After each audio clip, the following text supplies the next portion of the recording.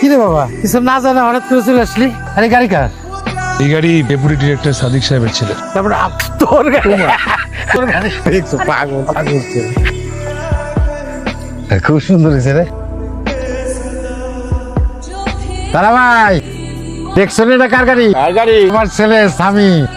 আমি যেটা পারি না সেটা আমার ছেলে করে দেখাইছে, বুঝছো? সুন্দর হয়েছে।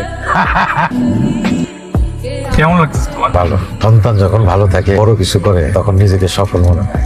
মনে হয় যে বাবা হিসেবে আমি সার্থক, নিজের পায়ে দাঁড়াইছি। মনে হয় যে আমার চেয়ে সফল আর কেউ আছে।